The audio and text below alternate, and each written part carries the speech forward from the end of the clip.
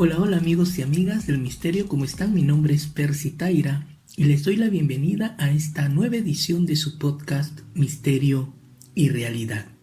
El día de hoy quiero compartir con ustedes dos historias que he recibido en mi blog Expediente Oculto, que es un blog que creé allá por el año 2007 y que fue una de mis primeras experiencias periodísticas relacionadas con el mundo del misterio. Es en verdad el primer proyecto que tuve relacionado a este tema y que a lo largo de estos años pues me abrió muchas puertas y le tengo un cariño enorme. Pues bien, ahí he recibido estas dos historias y las quise compartir con ustedes. ¿Por qué?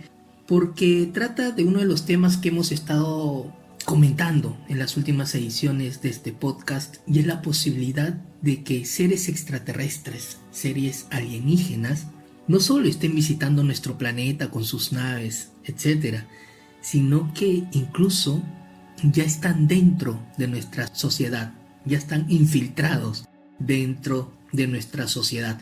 Esta idea se basa en la investigación de distintos ufólogos, principalmente relacionados con el tema de las abducciones y el contactismo. Estos investigadores sostienen que en estas largas entrevistas que han realizado a miles de testigos, pues muchos de ellos han coincidido en que algunas razas extraterrestres tendrían como plan infiltrar parte de sus miembros en nuestra sociedad. Hay muchas hipótesis. Algunos hablan que son seres extraterrestres capaces de cambiar su forma, de cambiar su apariencia y volverse, entre comillas, humanos ante nuestros ojos. Hay otros que mencionan que más bien se tratarían de híbridos, es decir, seres genéticamente manipulados y que tendrían ahí dentro de su estructura genética componentes de razas extraterrestres con razas humanas.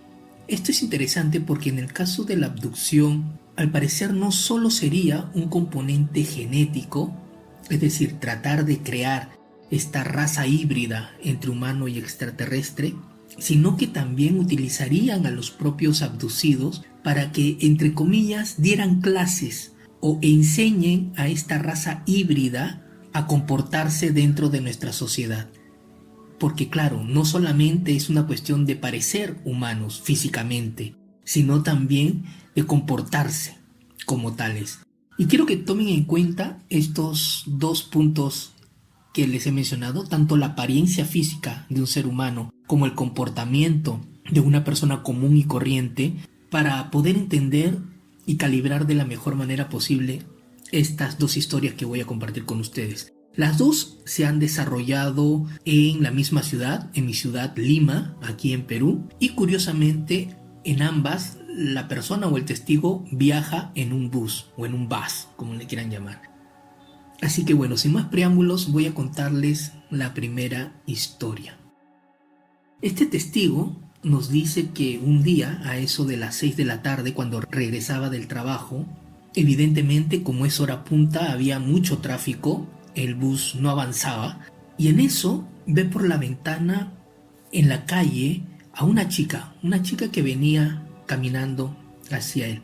Le llamó la atención porque al principio le pareció una chica muy simpática, entonces se le quedó viendo, pero fue cuando se acercaba, cuando comenzó a ver sus rasgos en detalle, que aquella mujer le pareció muy, pero muy extraña. Me dice que tenía aproximadamente entre 18, 20, 22 años de edad. Tendría una estatura de 1,65 m aproximadamente. Su piel era blanca, pero muy blanca, y tenía el cabello ensortijado, algo largo, más o menos hasta la altura del hombro, color castaño. Y aquí empiezan los primeros rasgos que le llamó muchísimo la atención. Sus ojos, no diríamos que eran grandes, pero se le notaban claramente. Y parecía que mientras caminaba, miraba la nada. Eran como inexpresivos. Y el otro rasgo, no sé si más tenebroso, es su sonrisa. Tenía una sonrisa forzada, como si estuviera pegada a la cara. antinatural, mostrando los dientes. Y así caminaba, sin parpadear, sin modificar esa sonrisa. Otro tema que le llamó la atención al testigo es su forma de vestir. Tenía un polo como de los años 80, fosforescente, entre verde y amarillo, que resaltaba muchísimo la atención ahí a esa hora de las 6 de la tarde, en una ciudad donde por lo general no se ven ese tipo de colores y gente andando con ese tipo de ropa tan llamativa. Y lo otro curioso es que en la parte inferior vestía una falda larga, como esas faldas hippie que solían vestir las mujeres, y esta por el contrario era marrón, oscuro, bien opaco. Entonces imagínense esa figura, ¿no? Esta muchacha de entre 18 y 22 años, piel blanca, muy blanca, cabello ensortijado, castaño, ojos grandes, abiertos, como mirando a la nada, y una sonrisa petrificada, antinatural en el rostro, y vestida así, con un polo color amarillo fosforescente y un faldón oscuro.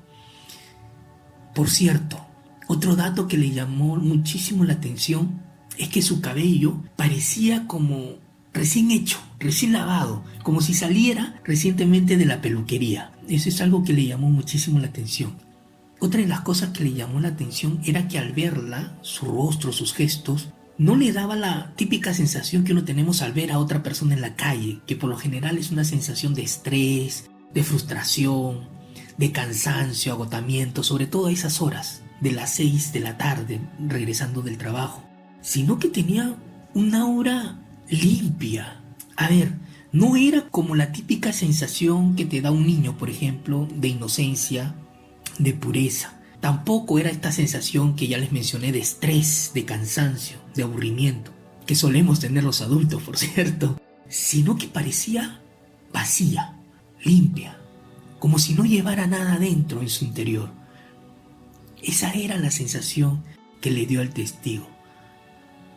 La vio pasar por mucho tiempo, como repito, por la hora punta. Al parecer había muchísimo tráfico y esto le permitió ver cómo caminaba, cómo su mirada seguía perdida en la nada y cómo su sonrisa seguía así, intacta, mostrando los dientes. Curioso, ¿verdad?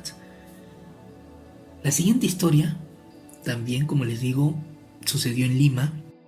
Y en este caso el chico estaba en el autobús, estaba de pie, había mucha gente dentro del bus. Era exactamente también a las mismas horas regresando del trabajo, hora punta. Y mientras caminaba para acomodarse dentro del vehículo, se puso de pie delante o al costado, como quieran verlo, de un hombre. Este estaba sentado y de pronto había algo en él que le llamaba la atención.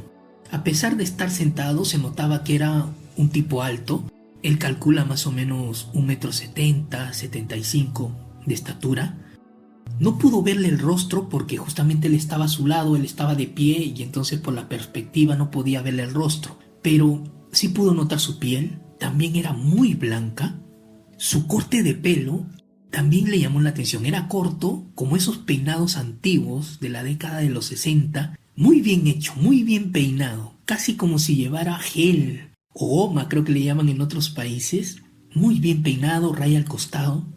Estaba vestido con una camisa impecable, como si estuviera recién planchada, un pantalón gris, también una moda muy de los 50, como esas publicidades antiguas en que se mostraba al hombre muy bien peinado, muy bien vestido con su camisa metida en el pantalón, un pantalón de vestir, etc. Y todo muy limpio, muy bien planchadito. Él llevaba sobre su regazo, sobre sus piernas, una mochila que también le llamó la atención porque era azul pero como cuadrada. No era como las típicas mochilas que solemos llevar, que siempre tiene algún tipo de deformidad porque lo que guardamos dentro pues no es uniforme. Entonces la mochila suele moldearse. Esta no, esta era como si adentro hubiese un paquete cuadrado. La mochila era completamente cuadrada. Y lo otro es que el tipo llevaba sus manos con los dedos cruzados sobre esta mochila. Según me cuenta el amigo que envió este mensaje, durante todo el trayecto, que pudo haber sido 40 minutos, El tipo no se movió para nada. Mantenía la mirada fija, también como perdida hacia el frente, como viendo la nuca de la persona que está adelante, y las manos sobre la mochila, con los dedos entrecruzados, estático. Le dio la sensación como si fuera un maniquí, no solo por la blancura de su piel, por lo perfecto que estaba peinado, vestido, sino porque no se movió en absoluto, me dice. Es decir, uno cuando está sentado, sobre todo por mucho tiempo, es más, él se puso de pie, quiere decir que el tipo ya estaba sentado ahí desde mucho antes, no se movió, no movió la cabeza hacia la ventana, hacia arriba, hacia abajo, no movió los dedos, no se tocó con la mano el rostro, nada. No aclaró la garganta, no hizo ningún sonido, no llevaba audífonos. Hoy la gente suele llevar audífonos. Por cierto, me olvidé mencionar, al parecer este hombre también podría tener entre 23 y 25 años. No llevaba audífonos, no estaba viendo su smartphone, algo que también es curioso para alguien de esta edad, sino que estaba allí, sentado con los dedos cruzados sobre esta maleta, mirando hacia el frente, y no se movió en absoluto. Otro dato interesante que me dice es que, hablando justamente de las vibras, es que no sintió ninguna vibra en absoluto de esta persona. Uno cuando ve a alguien en la calle suele sentir rápidamente si esta persona es peligrosa, si es amigable, si está apurada, etc. Tal como en el caso anterior. Pero en este, en vez de sentirla vacía, como en el caso de la muchacha, en este caso el testigo señala que no sintió nada. Era como si el tipo no tuviera vibra en absoluto. Cero. Llegando al paradero, él tuvo que bajarse lamentablemente, no pudo seguir, pero el tipo seguía ahí, sin mover un solo pelo, sin mover una sola pestaña. Pues bien, amigos, dado los casos estos de contactados sobre todo, o de personas que han tenido algún tipo de contacto con estos seres, mencionan que ellos se comunican a través de nosotros de manera telepática. Es decir, son capaces de leer nuestros pensamientos. Me pregunto si este ser, o la muchacha también, habrá sentido que había una persona viéndolos y notando que eran extraños, que por más que se veían humanos, había algo en ellos que era antinatural. Y si hubiera estado en el caso del testigo que estaba tan cerca en el bus ahí, al lado de esta, no sé llamarle, ser, entidad, quizá hubiera comenzado a hacerle preguntas dentro de mi cabeza. No sé si sería un juego muy peligroso, porque claro, ¿qué pasa si le pregunto de dónde eres en mi cabeza y escucho la respuesta?